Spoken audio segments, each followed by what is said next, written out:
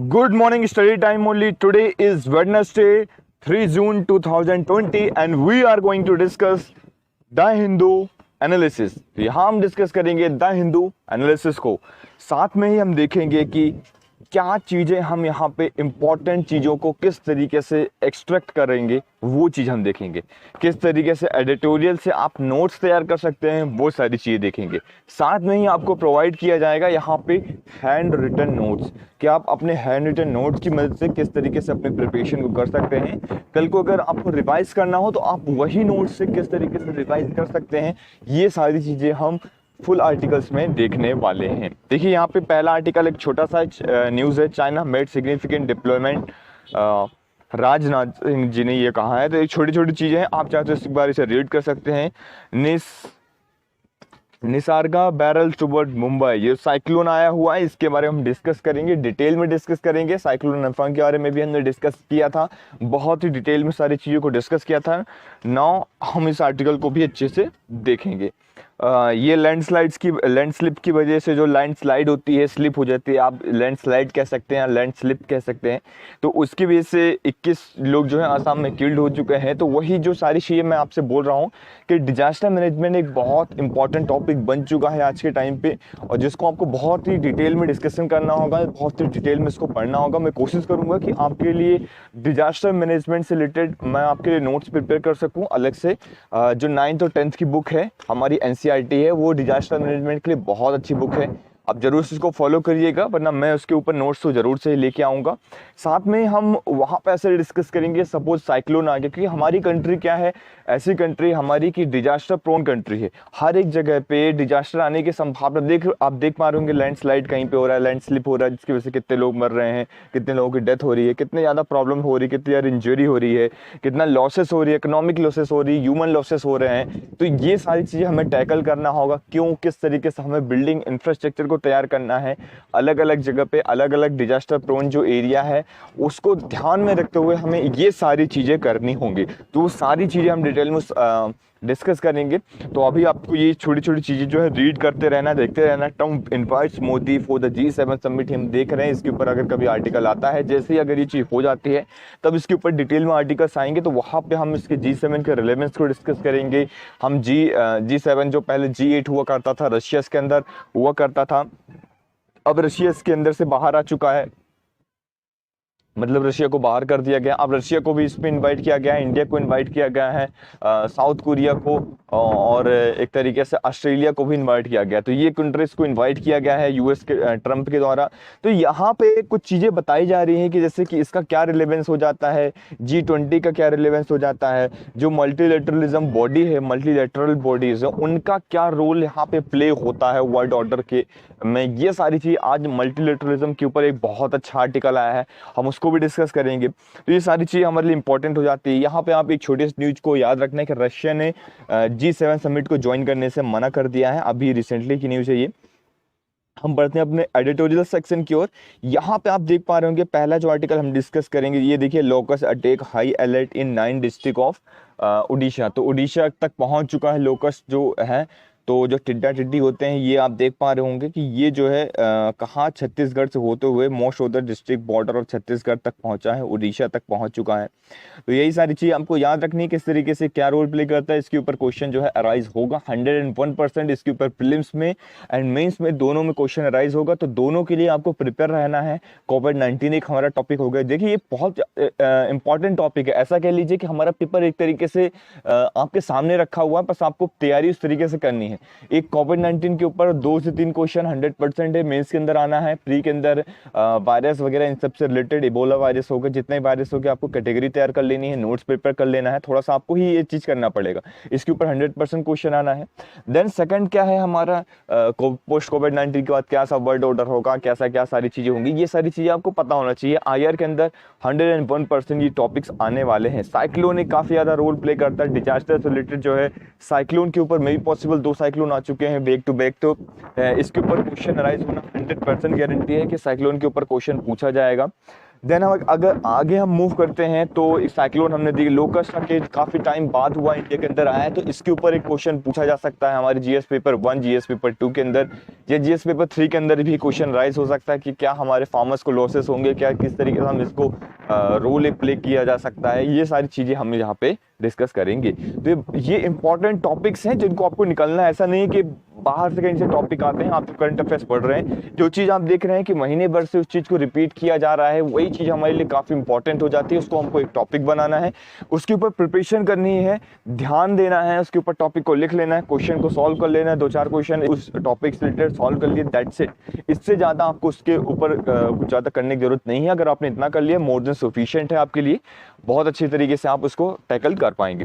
यहाँ पे हम जो आज आर्टिकल डिस्कस करेंगे वो होगा scripting a new narrative for covid control.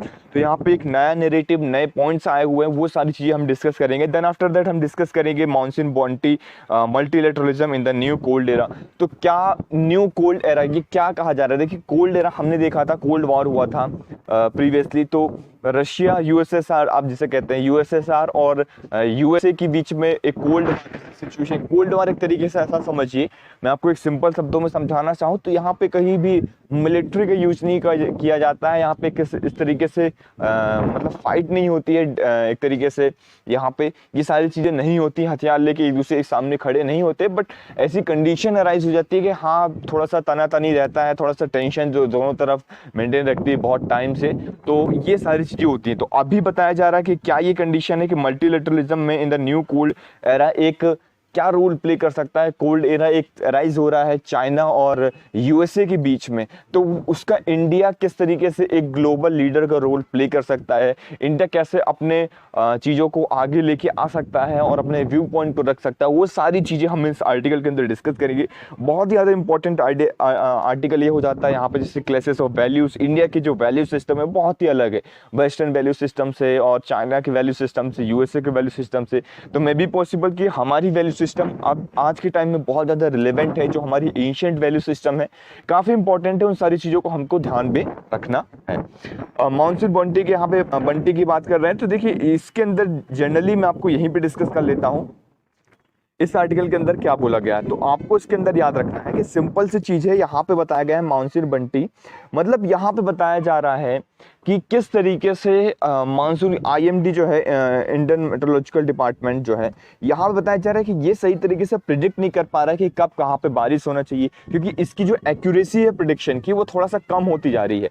तो वो उसके ऊपर सवाल उठाए जा रहे हैं कि अगर ये सही तरीके से एक्यूरेट इन्फॉर्मेशन देगा, अगर ये आईएमडी जो है बताएगा कि कहाँ पे कितनी बारिश होनी चाहिए, कितना सूखा होना चाहिए। देखिए अब ऐसा नहीं कि आपने देखे काले बादल देखे, ऊपर काले बादल मंडरा रहे, तो आप तो ऐसा तो कोई भी लगा सकता है, लेकिन वहां पे हमें कुछ फैक्टर्स को ध्यान रखना होगा कि कितनी विंड स्पीड है, आपको सारी चीजें एक्यूरेट मेजर पता होना चाहिए, कितना वहां पे फोर्स लग रहा है, कितनी विंड स्पीड है, कितना मॉइस्चर कंटेंट है, कितना ह्यूमिडिटी है, रिलेटिव ह्यूमिडिटी कितनी है, ये सारी, जैसे रिलेटिव ह्यूमिडिटी हो गया, वहां पे प्रेशर कितना जनरेट हो रहा है, वो सारी चीजें इंपॉर्टेंट रोल प्ले करती हैं।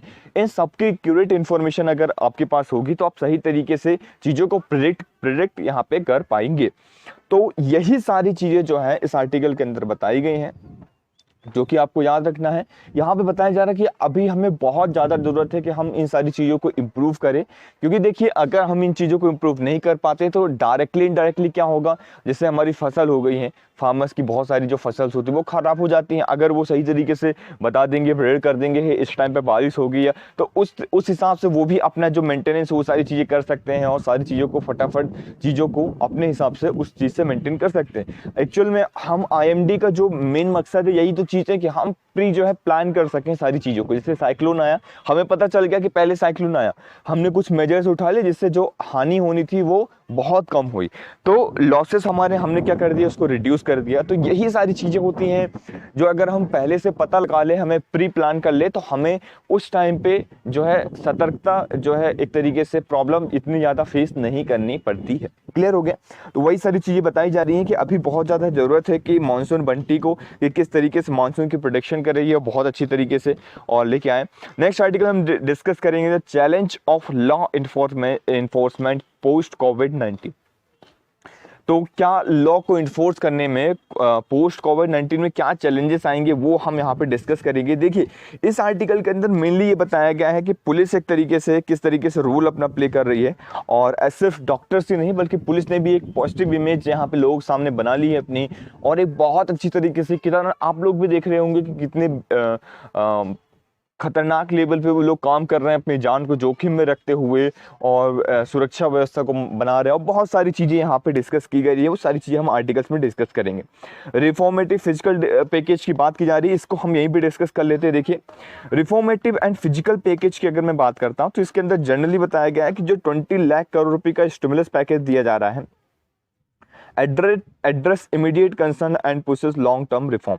तो यहाँ पे हमें जरूरत है लॉन्ग टर्म रिफॉर्म की, जो एकदम से ऐसी चीजें निकल के आ रही है जहाँ पे एकदम से क्राइसिस निकल के आ रही है। कि एग्जांपल देता हूँ, सपोज एमएसएमई हो गया, सेक्टर हो गया, और इस तरीके से जो वेरियस सेक्टर हो गए, छोटे छोटे सेक्टर है जहाँ पे जो आपने देखे होंगे जो छोटे छोटे आपके घर के आसपास अगर ठेले वगैरह लगाते हैं कुछ लोग, दुकानदार हो गए हैं जो, जैसे कि कुछ लोग किसी चीज़ का थोड़ा खाने पीने का ठेला लगाते हैं, तो उनको बहुत ज़्यादा एक प्रॉब्लम फेस करनी पड़ रही है ड्यू टू कोविड-19। तो उनके लिए क्या यहाँ पे इमीडिएट एक्शन लिया जा सकता है जिससे उनकी हेल्प हो जाए। तो अभी गवर्नमेंट निकाला है कि 10,000 रुपीज़ तक, 10,000 से 5 लाख रुपए तक का वो यहाँ पे उनको लोन जो है कोलेटरल फ्री लोन यहाँ पे मिल सकता है। तो ये सारी चीज़ जो है इसके अंदर बताई गई हैं, और किस किस तरीके से हमें एनबीएफसी हो गया, पेंडेमिक एक अपॉर्चुनिटी है, अपॉर्चुनिटी जैसे देखना चाहिए इसको, और इसमें हमें आगे बढ़ के आना है। यही सारी चीज़ इसके अंदर डिस्कस की जा रही हैं। क्लियर? आगे चलते हैं। Moment, seizing the moment at the WHO, ऐसा कुछ खास आर्टिकल नहीं है, बस यहाँ पे जस्ट डिस्कस किया गया है कि जो WHO के अंदर क्या हो रहा है कि हमारा एक तरीके से इंडिया यहाँ पे अब लीड रोल प्ले करने वाला है। तो वही सारी चीज़ें बताई गई हैं, और WHO के अंदर हमारा एक अपॉइंटमेंट होने वाला है, तो उसकी यहाँ पे बात की जा रही है ऑर्गेनाइजेशन के अंदर किस तरीके से ये हर्षवर्धन जो है मिनिस्टर हेल्थ और फैमिली वेलफेयर की जो है was elected to chair the world health organisation.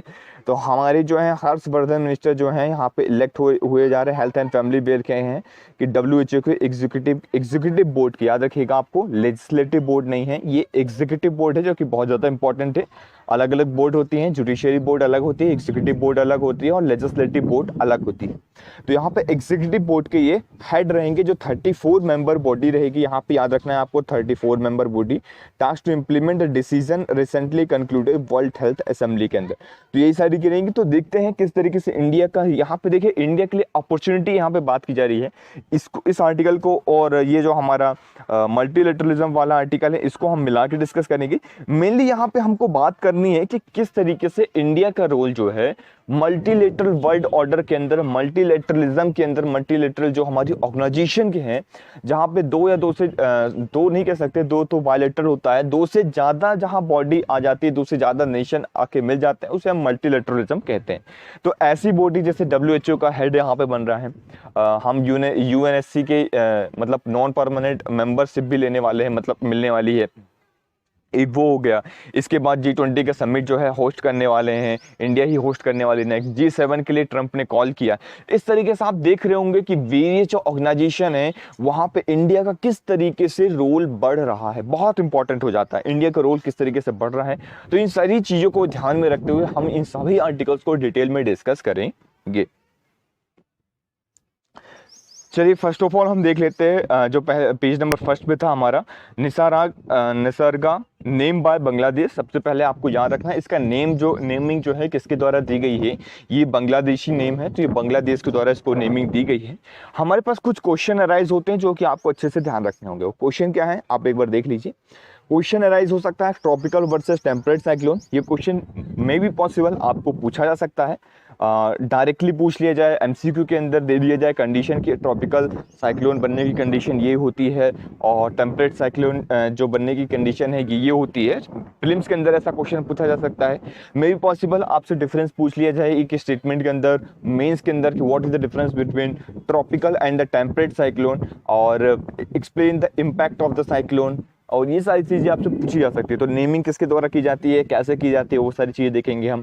Third number पे क्वेश्चन है हमारा impact of cyclone, disaster management का क्या रोल प्ले होता है यहाँ पे, साइक्लोन का क्या इम्पैक्ट होगा, किस किस जगह पे इम्पैक्ट होगा, ये सारी चीज़ें हम देखेंगे।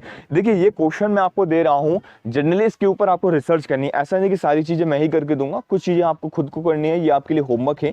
मैं आपको जनरल चीज़ के ऊपर सारी टॉपिक के बारे में डिस्कस करूंगा, लेकिन डिटेल में इसके बारे में आपको लिखना है। अगर आप नहीं कर पा रहे हैं तब आप हमसे एक बार आपको कोशिश करनी है। अगर आप नहीं कर पा रहे हैं तो आप जरूर कमेंट सेक्शन में बताइए, मैं जरूर इसके लिए लेके आऊँगा। क्वेश्चन देन अराइज होता है Arabian versus bay of Bengal. जैसे अभी जो आया है वो बे ऑफ बंगाल के अंदर आया, बीओबी साइक्लोन का जो फॉर्मेशन है वो कंडीशन हम देखेंगे। अब साइक्लोन के फॉर्मेशन से हमारा जो एक तरीके से मानसून है वो कैसे डिपेंड करता है वो चीज़ हम देखेंगे। वैसे ये चीज़ हमने प्रीवियस आर्टिकल्स के अंदर काफ़ी अच्छे से देखा हुआ है, जब हमने प्रीवियस आर्टिकल डिस्कस किया था प्रीवियस डे के अंदर, तो ये सारी चीज़ें हमने देखी हुई हैं। पर एक बार फिर से एक बार नज़र मारेंगे हम वहाँ पे क्लाइमेट चेंज का क्या रोल होता है, वो सारी चीजें हम डिस्कस करेंगे। चलिए डिस्कस करते हैं ट्रॉपिकल वर्सेस टेम्परेट साइक्लोन। देखिए जनरल सी कंडीशन जब ट्रॉपिकल साइक्लोन बनता है तो ये होता है ट्रॉपिक ऑफ कैंसर, आप सभी लोग जानते हैं ये, आप या फिर ट्रॉपिक कह सकते हैं 0 डिग्री सेल्सियस। तो टेम्परेचर जो होता है इसका 27 डिग्री सेल्सियस होना चाहिए। फेवरेबल कंडीशन है, अगर इतनी टेम्परेचर होती है और मॉइस्चर कंटेंट होता है तो वहाँ पर ट्रॉपिकल साइक्लोन बनने की संभावना ज़्यादा होती है।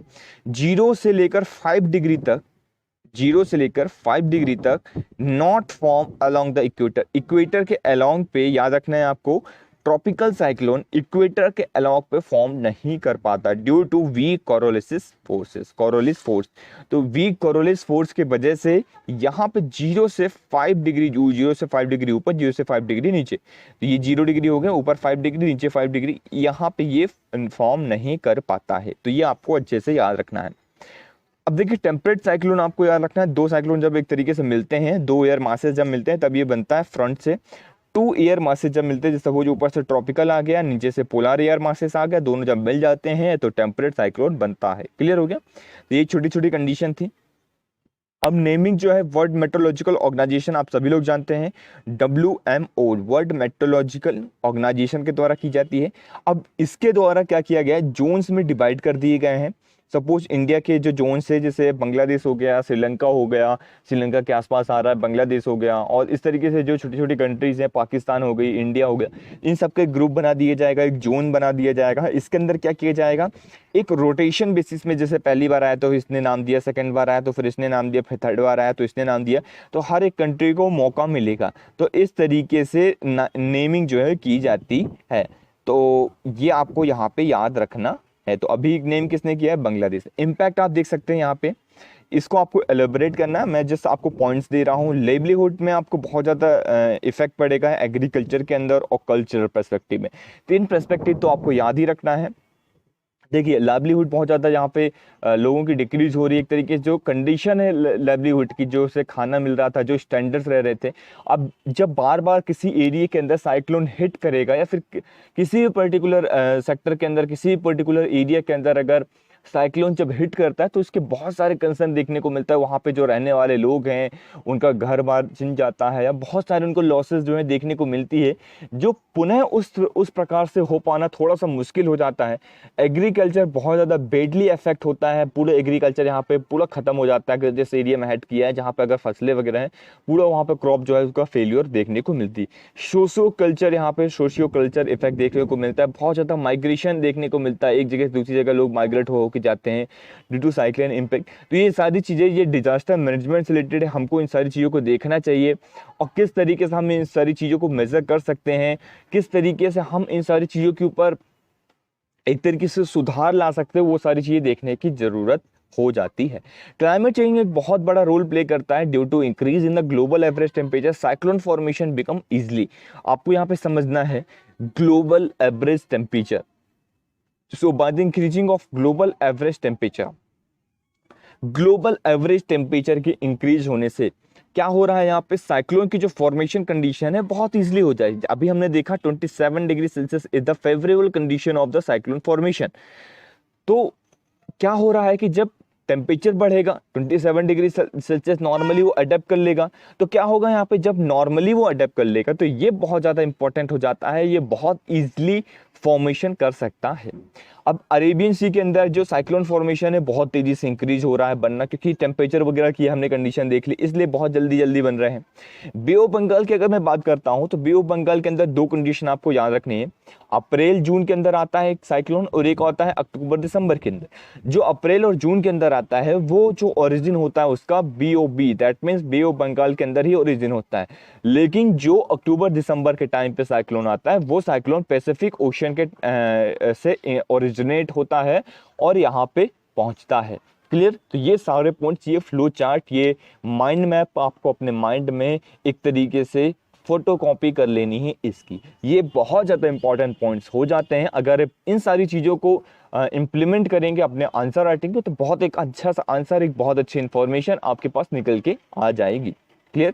विंड स्पीड देखिए यहाँ पे अगर नॉर्मली बात की गई है 95 to 105 किलोमीटर पर आवर से आया है, तो एक काफ़ी ज़्यादा स्पीड नहीं थी। तो ये सारी चीज़ आपको याद रखना है। अम्फान के जो सुपर साइक्लोन की कैटेगरी में कैटेगरी 5 के अंदर थी, इसकी स्पीड काफ़ी ज़्यादा थी। हमने सारी चीज़ें डिस्कस की हुई हैं अम्फान के बारे में।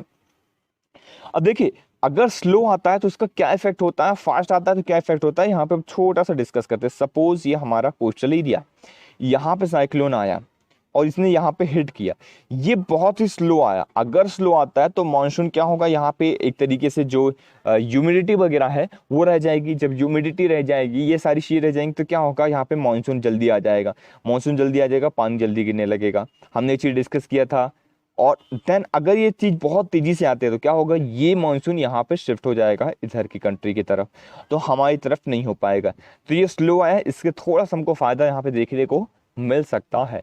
तो इस तरीके से आपको हर एक पर्सपेक्टिव से हमने देखा, हर एक पर्सपेक्टिव से इसको डिस्कस किया, एक भी पॉइंट हमने नहीं छोड़े, हमने डिटेल में डिस्कस किया। अब हम चलते हैं स्क्रिप्टिंग कोविड-19 यहाँ पे बात की जा रही है। यहाँ पे बताया जा रहा है कि पीपल जो है अवेयर करने की ज़रूरत है। यहाँ पे लोगों को अवेयर, देखिए ऐसा नहीं है कि एक तरीके से लॉकडाउन खुल चुका है, आप कह दीजिए कि लॉकडाउन 5 जो है एक तरीके से प्योरली ऑफ तरीके से ये, तो एक फिजिकल डिस्टेंस बनाने की अभी भी हमें ज़रूरत है। हमें जो कल्चरल हो गए, रिलीजियस रिचुअल्स हो गए, उन सभी जो कुछ तरीके से है ना, हमारे कल्चर जो है कि हम जा रहे हैं, मैं किसी पर्सन स्पेसिफिक या किसी कम्युनिटी स्पेसिफिक पर टारगेट नहीं कर रहा हूँ, ना बोल रहा हूँ, जनरली चीज़ बोल रहा हूँ कि जहाँ पे भी बहुत ज़्यादा भीड़ इकट्ठा होती है वहाँ पे भीड़ इकट्ठा ना हो। कोशिश करें अभी भी, जो कि जब तक ये वायरस पूरी तरीके से ख़त्म नहीं हो जाता तब तक इस तरीके से सोशल कोई ग्रुप बनाना बहुत ही खतरनाक साबित हो सकता है। ये सारी चीज़ें हमें जानने की ज़रूरत है। सोशल वैक्सीन की बात की जा रही है, बहुत अच्छा टर्म्स यहाँ पे मेंशन है, ये आप नोट डाउन कर लीजिए इस टर्म्स को अपने वोकैब के अंदर। सोशल वैक्सीन क्या होती है, जैसे वैक्सीन का जनरली आप लोग जानते होंगे, वैक्सीन का मतलब क्या होता है, जनरल सी चीज़ है। वैक्सीन मतलब कोई भी दवाई, एक तरीके से कोई भी अगर डिसीज़ आ रही है तो उससे बचने के लिए आप प्री उस चीज़ से लड़ने के लिए ऐसा क्या मेजर्स उठाते हैं। जैसे अगर आपके बॉडी में वैक्सीन लगाई जाती है, वैक्सीन इंजेक्ट की जाती है, तो क्या होता है, आप उस बीमारी से लड़ने की क्षमता पैदा कर लेते हैं। आपके इतने पास ताकत आ जाती है कि आप उस बीमारी से लड़ सके, वो बीमारी आपको कुछ नुकसान ना पहुंचा सके। तो यहीं पे सोशल वैक्सीन बताई जा रही है, बहुत बड़ी दवाई बताई जा रही है। Keep citizen updated with authentic information and convinces them that their behavior makes change to the nation, health and economy। तो यहाँ पे एक सोशल वैक्सीन की बहुत ज़्यादा ज़रूरत है। ये सभी चीज़ें आप अपने आंसर राइटिंग में मेंशन करिएगा। ये सोशल जो वैक्सीन है बहुत ज़्यादा इंपॉर्टेंट रोल प्ले करता है। जब आप चीज़ों की देखिए, जब लोगों के बिहेवियर में चेंज आएगा, लोग खुद से ही बिना डरे, देखिए आपको डर एक अलग चीज़ होती है, या तो डर से लीजिए या किस तरीके से लीजिए। अगर आप खुद ही सोशल डिस्टेंसिंग का फॉलो करेंगे, बाहर ज़्यादा नहीं निकलेंगे बेवजह, अगर आप जितना काम हो रहा है अपना काम करिए और नॉर्मल सोशल डिस्टेंसिंग बना के रखिए और हाथ को साफ करते रहिए। बहुत सारे जो सेफ्टी मेजर्स हैं अगर आप डे टू डे लाइफ में उठाते रहेंगे तो ये काफ़ी ज़्यादा बिहेवियर में जो चेंजेस हैं आपको देखने को मिलेगा। इसकी वजह से क्या होगा, सोशल एक वैक्सीन तैयार होगी।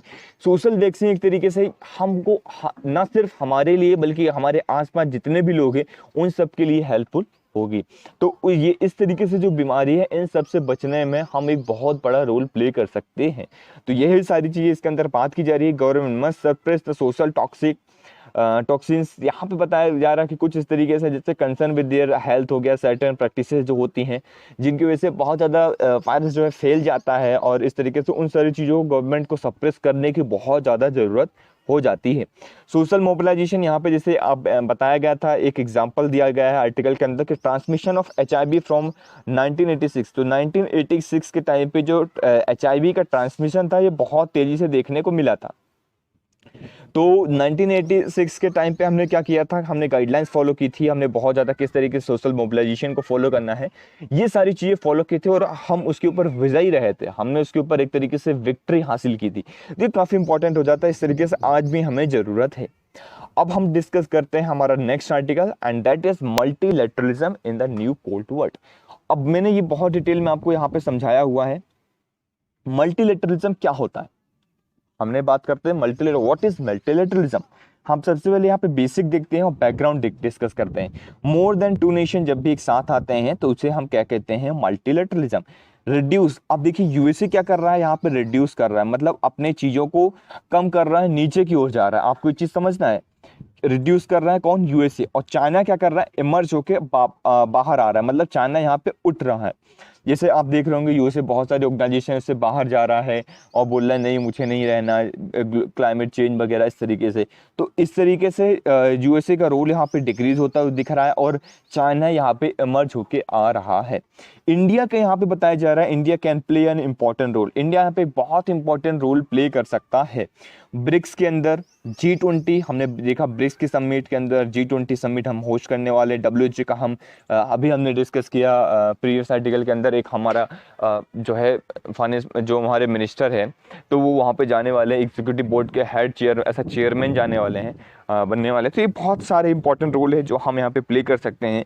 एक न्यू कोल्ड जो वॉर है उसकी सिचुएशन राइज हो रही है, जैसे जो फर्स्ट कोल्ड वॉर था एक तरीके से आप कह सकते हैं, वहाँ पे इंडिया ने क्या अडॉप्ट किया था, नैम अडॉप्ट किया था, नॉन अलाइनमेंट मूवमेंट 1961 में। तो ये फॉर्मेशन हुआ था, इंडिया लेड इनिशिएटिव कहा जा रहा था इसको। न्यू कोल्ड वॉर की अगर मैं बात करता हूं तो यूएसए और चाइना के बीच में की जो न्यू कोल्ड वॉर की सिचुएशन अराइज हो रही है, इसके अंदर हमको समझना है क्या है चीजें। इंडिया यहाँ पे एक थॉट लीडर का रोल प्ले कर सकता है। Thought leader in the sense मैं बोल रहा हूँ एक बहुत इंपॉर्टेंट रोल प्ले कर सकता है कि इंडिया लोगों को बता सकता है कि क्या यहाँ पे आपको किस तरीके से थॉट्स को अपने चेंज करना है। आज हमें जरूरत है, आज हमें वेलफेयर ऑफ द पीपल्स की जरूरत है, हमें एक एजेंडा की जरूरत है जो कि हम यहाँ पे कर सकते हैं। ट्रस्ट को बढ़ा सकता है मल्टीलेटरलिज्म, जितने भी ऑर्गेनाइजेशन है उसके अंदर ये सभी चीज़ें आपके लिए बहुत इंपॉर्टेंट हो जाती हैं।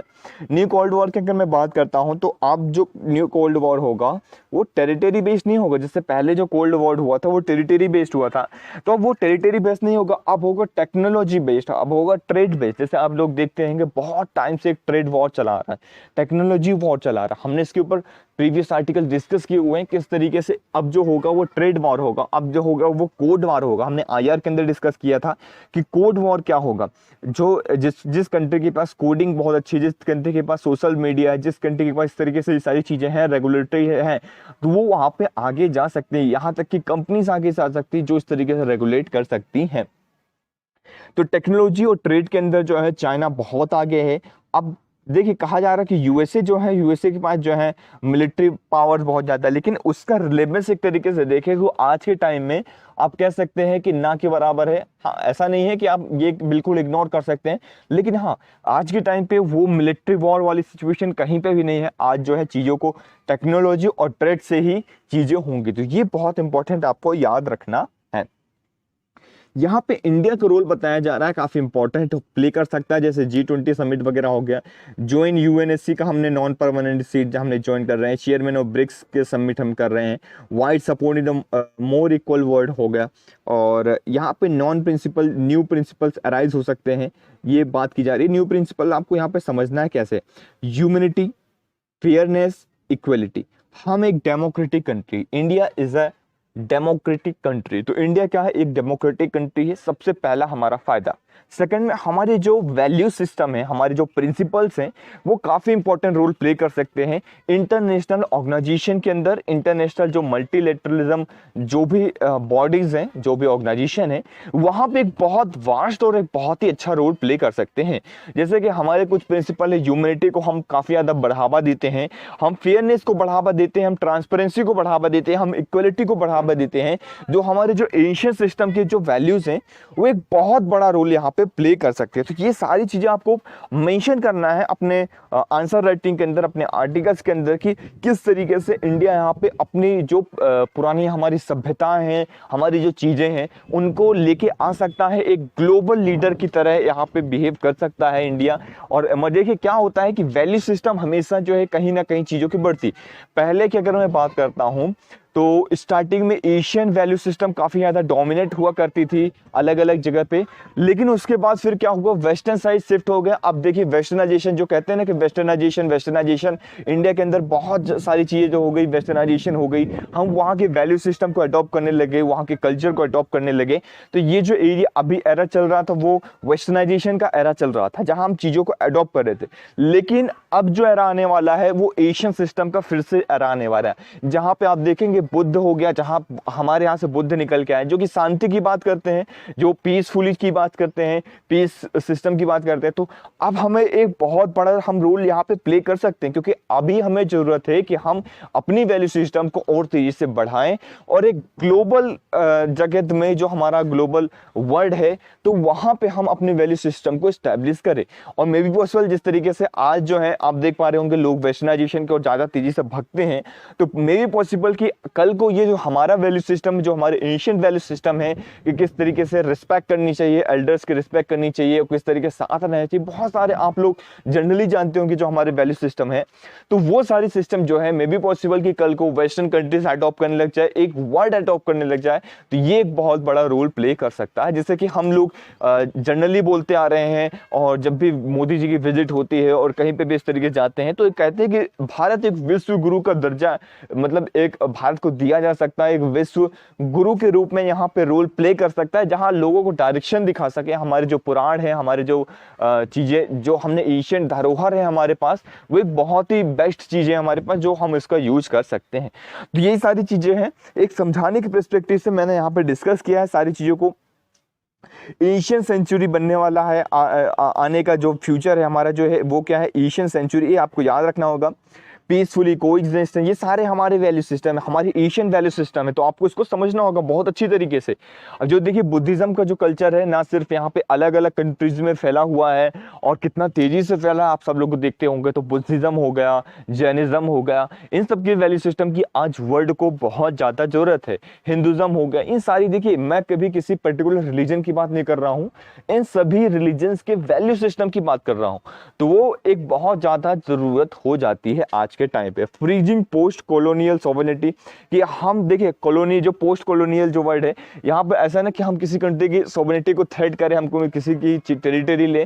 देखिए हमने एक बहुत बड़ा एग्जांपल सेट किया था, हमने बांग्लादेश, जब हमारा वॉर हुआ था तो बांग्लादेश को हमने एक तरीके से फ्रीडम दिलवाई थी। तो उसके बाद क्या किया, हमने फ्रीडम दिलवाई, तो हम चाहते तो हम उसको इंडिया का पार्ट बना सकते थे, लेकिन हमने क्या किया, उसे एक इंडिपेंडेंट कंट्री दर्जा दिया, हमने इसे इंडिपेंडेंट कंट्री का बनाया। तो ये हमारा ये दिखाता है कि हम किसी की टेरिटरी लेना नहीं चाहते हैं, हम किसी की सॉवरेनिटी हनन नहीं करना चाहते हैं, हम चाहते कि सब लोग साथ में मिलकर आगे बढ़े। तो ये बहुत इंपॉर्टेंट पॉइंट्स को आप एग्जाम्पल के तौर पे मेंशन कर सकते हैं।